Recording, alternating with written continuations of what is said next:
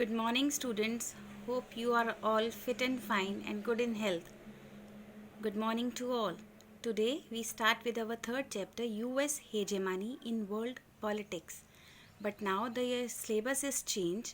This chapter is not included in your current syllabus, but a part of it is included in your second chapter, and that one is the first Gulf War. Earlier, we studied the two chapters in our class. That one is the Cold War era, and the second one is the end of bipolarity. In the Cold War era, we studied about the period during Cold War. That is, during Cold War, there were only two superpowers. Which two superpowers? The USA and USSR. The two superpowers remain left after the Second World War. The Second World War, it was fought between 1939 till 1945, and it was fought between two powers. That one is Allies and the Axis. The Allies included USA, USSR, Britain and France, whereas Axis included the powers like Germany, Japan and Italy. During the Second World War, Allies power, they won the war, whereas the Axis power, they were defeated. And the Second World War ended in the year 1945 when actually US dropped two atomic bombs on the two Japanese cities, that one is Hiroshima and Nagasaki. As Japan was about to surrender there, even that United States dropped two atomic bombs. Just why? To show its influence over the world, that there was a great power, and that power is only United States. So this chapter is about US hegemony. Hegemony means dominance of one state over another. So after the disintegration of USSR in 1991, the one superpower remained left, and that one is US. So US hegemony starts basically after the disintegration of USSR. But we can say the hegemony of United States started even during the Second World War. Why? Because the Second World War, it was ended when the United States dropped two atomic bombs on Hiroshima and Nagasaki to show its influence over the world, that US is the best superpower, or US has a huge military. So we can say the dominance of United States started not even after the disintegration of USSR, but even during the Second World War, its period started. The dominance of United States started. In this chapter, basically we studied about the first Gulf War. Earlier, this whole chapter was included in your syllabus, but right now only some part of it is now included in your syllabus, and that the first topic which is included from this chapter is first Gulf War. The period of first Gulf War was basically 1990. It is also known as invasion of Kuwait or first Gulf War, and it is also known as Operation Desert Storm video game war. But today I am telling you about first Gulf War, and that part which is not included in your NCERT books, because I believe if you know the history of the topic, you will clearly understand the present topic which I am now telling you. But before that, we will going to study about that part which is not present in your NCERT, and that one is in 1980 to 1988, there was a war between Iran and Iraq. There was a war between Iran and Iraq. See this in the map. Iraq and Iran, they both are the neighboring countries surrounded by Kuwait and Saudi Arabia. So in 1980 till 1988, there was a war between Iraq and Iran. And because of this war, there was a huge economic loss. Because of this war, there was a huge economic loss, and this loss was around $10 billion. At that time, who was the president of Iraq? At that time, President Saddam Hussein, he was the president of Iraq, during which period from 1979 till 2003. He ruled about 24 years, and he was the only person who was responsible for the failure of Iraq. At that time during the war, to keep its citizens happy, Saddam Hussein, he said that this economic loss was not due to the war, but it was due to the Saudi Arabia and Kuwait. As we all know, these nations, they are all oil producing nations.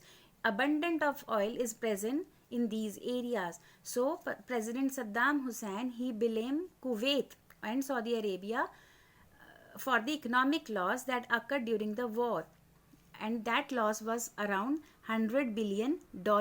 And why he blamed Kuwait? Because he blamed Kuwait that Kuwait was doing cross drilling of oil. Cross drilling of oil means there was a certain limit which was given to all countries to extract the oil, and the Kuwait, it was exceeding its limit of oil, as well as it was doing cross drilling of oil and sell it in the market. Because of the extra oil which comes in the market, the cost of oil basically reduces, and that is why Iraq also had to sell its oil in cheap prices. Because of it, Iraq bear $8 billion loss annually. So Saddam Hussein, he put all the economic loss, the blame of all economic loss basically on Kuwait. Why? Because he said that Kuwait was doing over cross drilling of oil, as well as Kuwait exceeded its limit of oil production. यानी कि जितना तेल उसको निकालना है उससे ज़्यादा वो निकाल रहा है, जिसकी वजह से ये जो ऑयल है मार्केट में ज़्यादा आ रहा है. और मार्केट में ज़्यादा तेल आने का मतलब है कि उसकी जो कॉस्ट है, उसका जो प्राइस है वो रिड्यूस हो गया. अब कॉस्ट ऑयल का अगर रिड्यूस हो जाएगा मार्केट में, तो इराक को भी अपना जो ऑयल है उसी रेट पे बेचना पड़ेगा, जिसकी वजह से इराक को अब कितना लॉस हुआ? $8 billion, which I am now telling you is basically is not present in your NCERT books. I am just giving you a brief history about this war, Iraq and Iran war, which occurred in the year 1980 till 1988. When there was war between Iraq and Iran, basically US supported Iraq, and USSR supported Iran. Iraq blackmailed Kuwait in 1990 and said that to pay back for my losses, otherwise Iraq will invade Kuwait. Then there was a table conference which was held in Kuwait, and they agreed to pay $10 billion to Iraq. But finally, Kuwait paid $9 billion instead of $10 billion to Iraq. So this was basically history before the first Gulf War. The first Gulf War occurred in which year? 1990, and earlier a war already occurred between Iraq and Iran in 1980 to 1988. This war was between Iraq and Iran. Iraq was supported by US at that time. Iraq was supported by US and Iran was supported by USSR. And because of war between Iraq and Iran, there was huge economic loss, and President Saddam Hussein put all blame on Kuwait and Saudi Arabia. All these nations are basically oil producing nations, and Iraq basically blamed Kuwait that Kuwait was doing cross drilling of oil and sell it to the market to the other nations. And Kuwait also exceeded its oil limit, and because of the oil exceed in the market, there was actually a reduce in the price of oil, and Iraq had to sell oil in that price only. Iraq blackmailed basically Kuwait to pay back for its economic loss. Kuwait organized a table conference where it agreed to pay $10 billion to Iraq, but finally it paid $9 billion. This period was basically before the first Gulf War, and this part is not included in your NCERT. When there was war between Iraq and Iran, Kuwait gave $14 billion to Iran. Iraq didn't want to return $14 billion to Kuwait. That is why Iraq attacked Kuwait. On which year? 1990. That is known as the first Gulf War. At that time, Iraq was the fourth largest army. Kuwait citizens, they settled as refugees in Saudi Arabia. Saudi Arabia at that time demanded help from United States. At that time, United States launched Operation Desert Shield. Remember, bache, Operation Desert Shield is not there in your NCERT book. Instead of it, there was Operation Desert Storm. Operation Desert Shield and Operation Desert Storm, they are different operations. and it will not come in your exam, but you must know about the history of it. Operation Desert Shield means to protect or to give protection to Saudi Arabia. At that time, United States sent 4 lakh soldiers and aircrafts and safeguard Saudi Arabia borders. United Nations also imposed economic limitations on Iraq, and it gave time to Iraq to liberate Kuwait. That part is basically not included in your NCERT, and this part is included in your NCERT, and that one is First Gulf War. First Gulf War is also known as Operation Desert Storm, Video Game War, Computer War. It occurred on 2nd August 1990. The period of First Gulf War was 2nd August 1990. At that time, Iraq invaded Kuwait and annexed it. United Nations tried a lot to convince Iraq to liberate Kuwait, but Iraq won't agree to it. At last, United Nations gave permission to liberate Kuwait by force. At that time, the President of United States was George Herbert Bush, George H.W. Bush. He hailed the emergence of New World Order. It means United Nations gave this period a name, and that name was New World Order. नए विश्व व्यवस्था की संख्या की उपाधि दी. At that time, a massive coalition force of 6,60,000 troops from 34 different countries, they fought against Iraq and defeated it.